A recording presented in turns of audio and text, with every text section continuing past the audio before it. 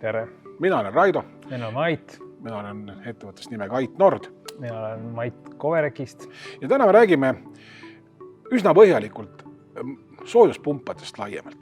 Maasoojuspumpadest, õhkveest, jahutusest, küttest, tarbeveest ja seda läbi praktiku silmade. Kaua sa paigaldad ühte õhkvett? Õhkvett üks suur tubli päev otsa või siis 2 päeva. Okay. Kui natukene keerulisem on midagi juurde vaja ehitada. Versus maakütte? No maaküttega nagu korrekult vaeva näha, et nagu hea ka välja näeb ikka, aga alla 2 päeva ei tee hästi. Isegi koos maakontuuri kaevaga? Ei, maakontuur, see ikka kaevatakse varem ära või siis puuraugud, need tuleb üldse pikalt ette leppida, et need üldse olemas oleks. No puuraukudega on tegelikult natuke vist eraldi teema selles mõttes, et see tuleb ikkagi eraldi projektiskoobis ja ka kohalikud omavalitsused annavad siin loa ja see võtab mõnevõrra kauem aega kindlasti. Ja nad räägivad 1,5 aastast. Ja, ma arvan. Aga järjekorrad sellest võivad olla mitu aastat, et üldse auke saada. Täna selle korras. Nii ta vist kipub olema. Aga kui me nüüd me eeldame, et me oleme saanud kõik oma load ja kooskõlastused ja läheb tööks. Läheb tööks. Siis, ma aru, sul on üsna mitme 10-aastane kogemus paigaldusel. Kui palju täna veel tehakse seda, ütleme, tööd nii-öelda siis kokkuhoitud materjali arvelt või kuidas seda kõige parem nimetada oleks, ütleme tegelikult otse välja, et tehakse ka tegelikult või paigaldust tehakse üsna ebakvaliteetselt. Ma olen ka kohati seda näinud. Ja, seda tehakse praegu väga palju. Mis see põhjuseks võib olla? Ongi hind, et klient loeb raha.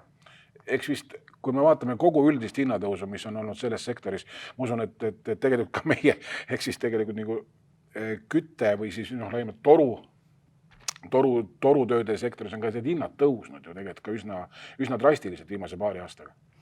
On tõusnud, aga sellest hoolimata saab sealt ikkagi ära jätta.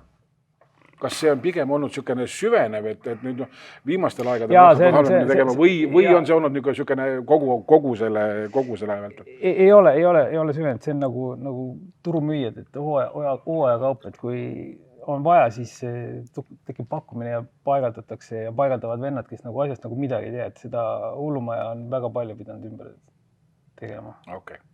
Oskad sa tuua välja võib-olla mõned niisugused märksõnad, mis nagu kõige rohkem just niisugune tehnilises poolest? Ma saan aru, et toru võib olla seina peal kõveralt, see on nagu visuaalne pilt, aga kui jäetakse ära ikkagi mingisugused teatud detailid kogu süsteemis, siis võib olla see ka tegelikult ohtlik. See on ohtlik, et sead ei kesta, ta saab nagu oma eluajast, nagu ma ei tea, poolt võib-olla jalaga ära. Et kui meil ei ole nagu korralikult ehitatud, pole paigaldatud asju, mida me peaksime sinna panema, kas paisupaagid, akupaagid, siis isegi see hooldus teinekord ei aita, et tuleb lihtsalt ümber ehitada, et see asi üldse kuidagi moodi toimiks. Ja teisalt, kui me räägime ka siin, et me eeldame, et need klient jääb valikud ja see maksab teatud hulga ikkagi raha, kogu selle süsteemi üles ehitamine, siis mõne detaili puudumisega me võime kogu selle süsteemi korrektse töö rikkuda. Ja. Kui sul hea vaataja jäi midagi aru saamata, küsimata. Kui jutt kõnetas. Ja kui midagi on veel küsida, veel uurida, siis ole hea. Helista Maidule või kirjuta.